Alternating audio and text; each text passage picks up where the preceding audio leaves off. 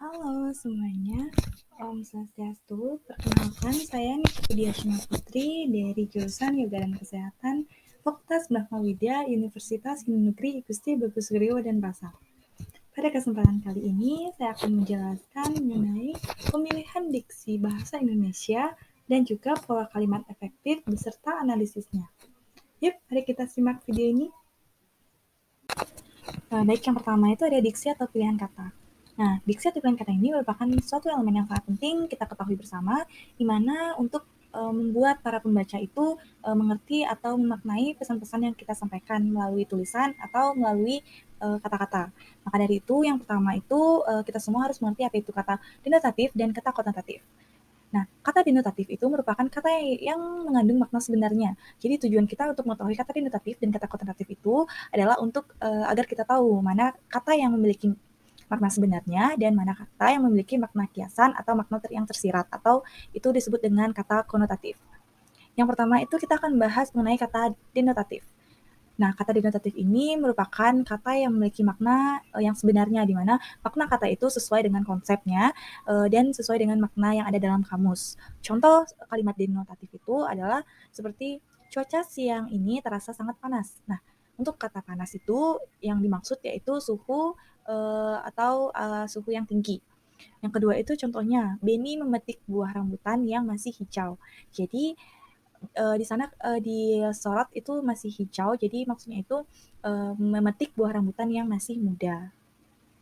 Untuk kata konotatif itu adalah kata yang memiliki makna lain di baliknya atau kata yang memiliki makna tersirat.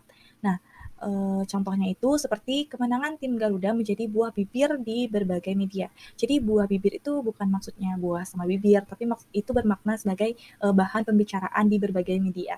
Yang kedua itu contohnya itu Maudi adalah anak yang baik, namun sedikit keras kepala. Nah, yang dimaksudkan keras kepala dalam kalimat tersebut itu bukan kepalanya yang keras ya teman-teman, tapi di situ bermakna tidak mau menuruti nasihat atau bisa dibilang kekeh pendirian ya teman-teman.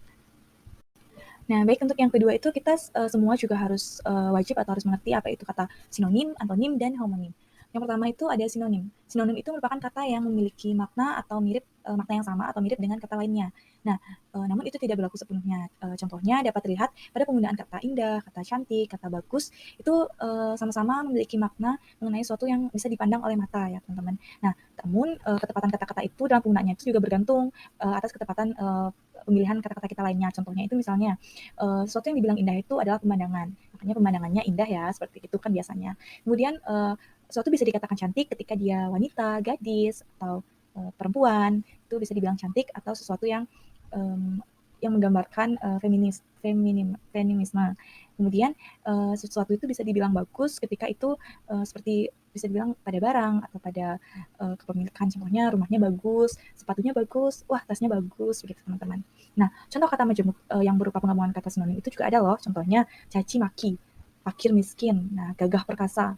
Kemudian ada kasih sayang, sama rata, sunyi senyap, sehat walafiat, warta berita, yatim piatu, jungkir balik. Jadi contohnya itu seperti sunyi senyap itu merupakan kata penggabungan sinonim karena sunyi dan senyap itu sama-sama yang berarti kedap suara ya teman-teman. Namun itu juga bisa digabung menjadi satu kesatuan yang lebih kuat maknanya. Gitu.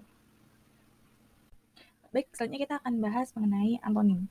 Nah, antonim itu merupakan lawan kata atau lawan makna yang merupakan kebalikan dari kata tersebut. Contohnya, suka kebalikannya duka. Kemudian rajin kebalikannya malas. Kemudian tinggi kebalikannya rendah. Gelap kebalikannya terang. Dan kata-kata lainnya yang memiliki atau yang berlaku dua arah. Nah, kemudian selanjutnya itu ada homonim. Nah, homonim ini merupakan dua kata yang mempunyai bentuk atau tulisan yang sama tetapi memiliki makna yang berbeda. Nah, contohnya itu seperti kata buku.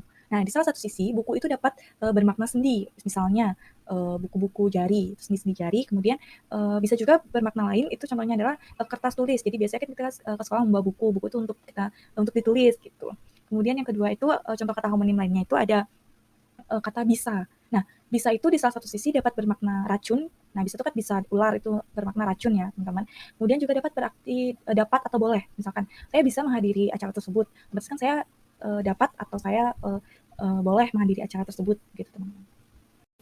Baik, selanjutnya kita akan membahas mengenai kata baku dan tidak baku. Tentunya ini sudah kita pelajari sejak SD ya, teman-teman. Nah, jadi kata baku itu bukan kata yang sesuai dengan ejaan yang disempurnakan atau sesuai dengan pedoman bahasa Indonesia. Sementara kalimat tidak baku itu kalimat yang penulisannya tidak sesuai dengan pedoman bahasa Indonesia.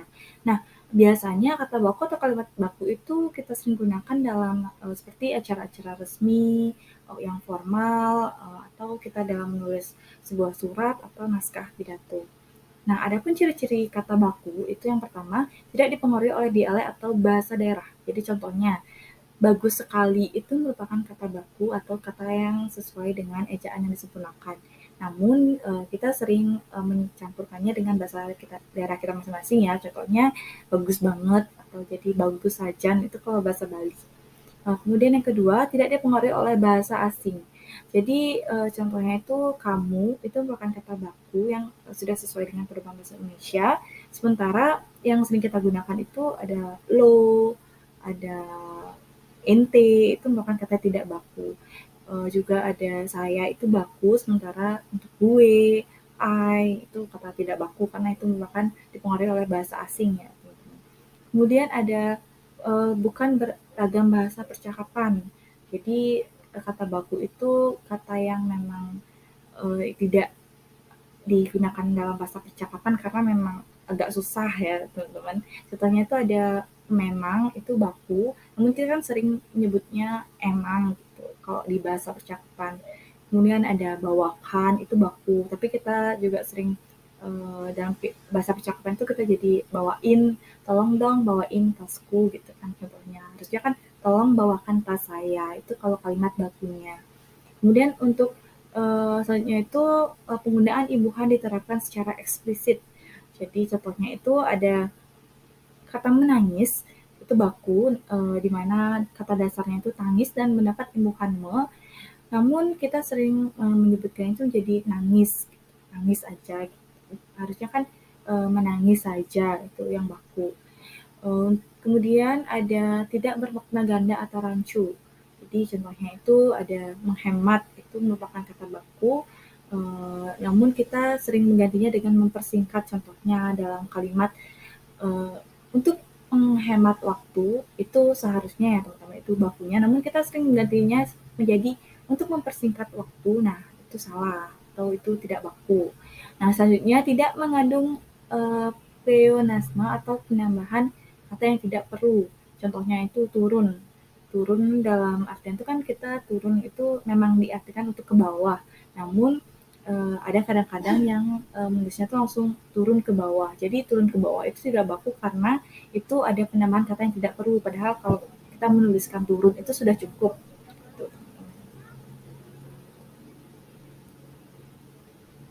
Nah, kemudian ini ada beberapa contoh kata baku dan tidak baku yang sering disalahgunakan atau kita sering salah dalam penulisannya.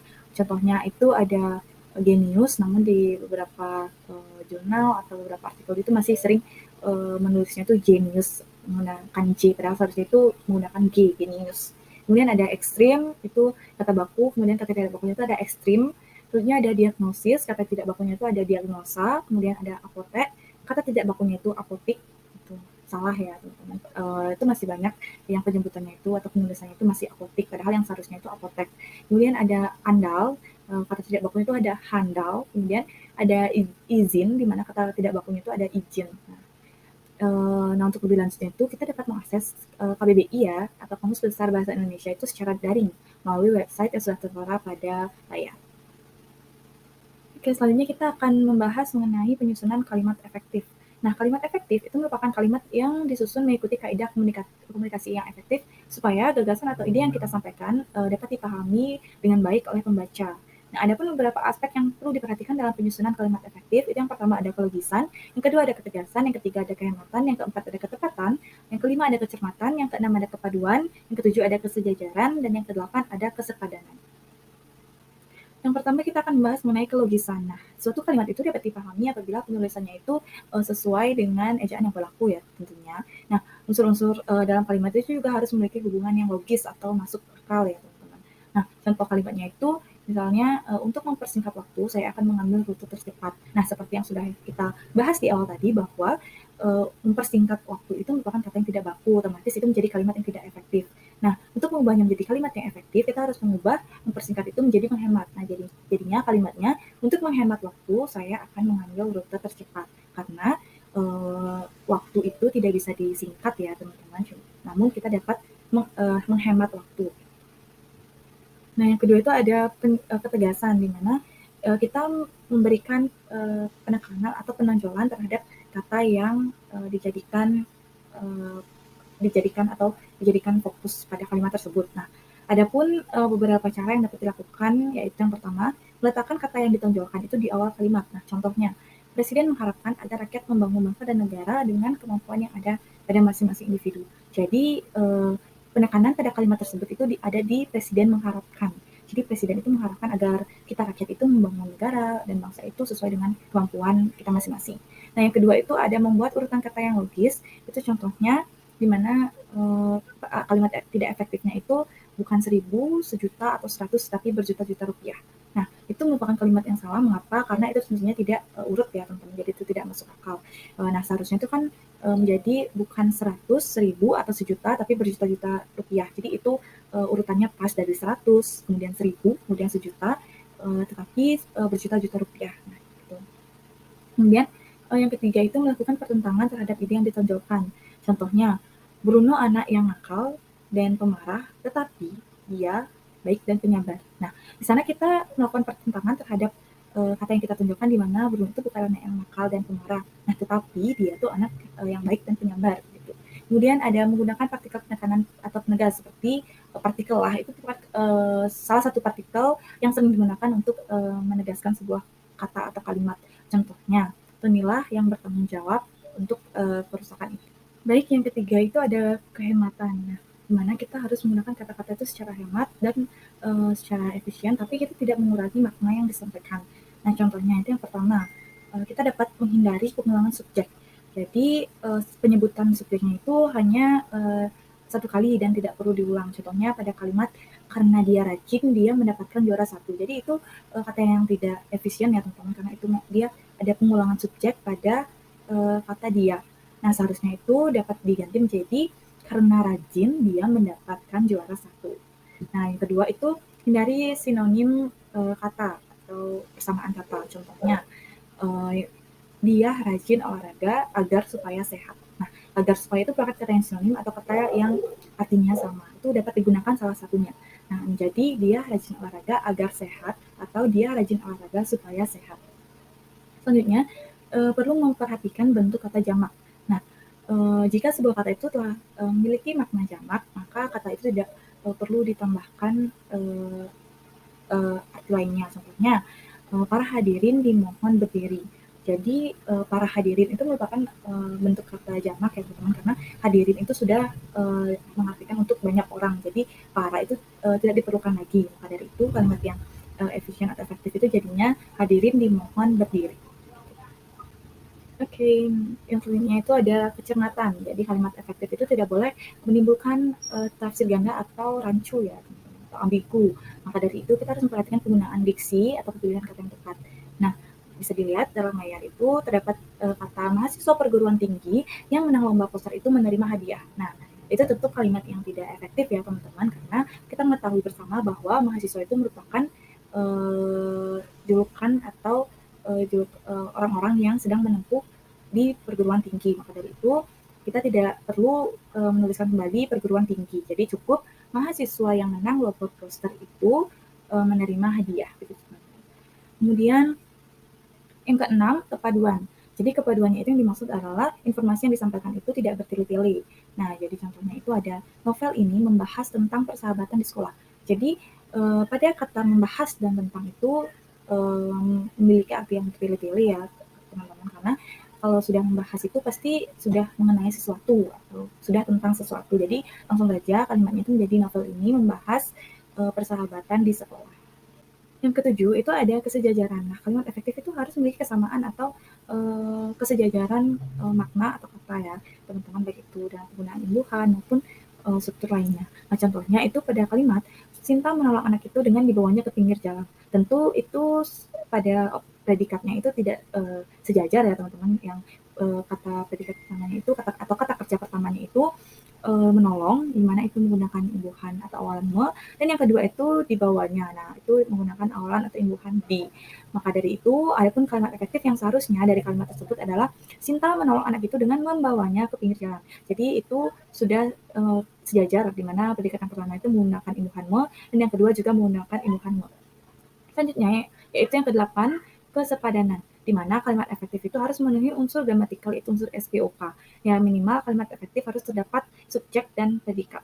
Nah, contohnya itu ada Vian belajar di kelas. Nah, subjek dalam kalimat tersebut itu adalah Vian, atau nama subjek itu dapat berupa nama orang atau hewan atau nama atau jenis benda.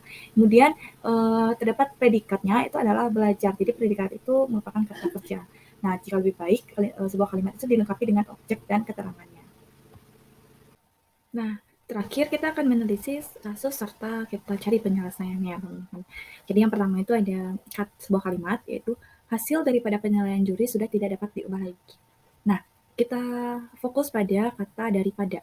Nah, kata daripada pada kalimat tersebut itu tentu tidak tepat, karena kata daripada itu hanya dapat dipakai untuk membandingkan dua objek.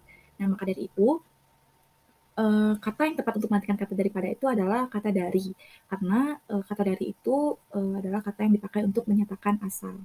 Jadi kalimat yang tepat itu adalah hasil dari penilaian juri sudah tidak dapat ditunggu, tidak dapat diubah lagi. Nah, yang kedua itu pencuri itu berhasil ditangkap polisi. Nah, kalimat tersebut merupakan kalimat yang tidak tepat, atau itu merupakan kalimat yang rancu atau ambigu, karena pencuri itu sudah berhasil atau ditangkap polisi. Jadi tidak jelas ya teman-teman. Nah, sebaiknya katanya itu menjadi atau kalimatnya itu diubah menjadi polisi berhasil menangkap pencuri itu. Jadi polisinya itu berhasil menangkap si pencuri. Yang ketiga itu ada kalimat untuk Bapak Rektor, waktu dan tempat kami persilakan. Nah, biasanya ini sering digunakan pada acara pembukaan atau acara sambutan dari rektor ya. Biasanya itu disebutkan oleh MC. Nah, banyak yang masih salah pada penggunaan kalimat ini. Itu merupakan kalimat yang tidak efektif karena waktu dan tempat itu tidak bisa dipersilakan. Jadi, kalimat yang seharusnya itu adalah kepada Bapak Rektor kami persilakan. Baik, mungkin sekian pemaparan mengenai kalimat efektif dan juga pemilihan kata atau diksi dari saya. Saya mohon maaf apabila terdapat kesalahan dan kekurangan. Akhir kata, saya ucapkan terima kasih dan saya tutup dengan Param Santi. Om Santi Santi Santi Om.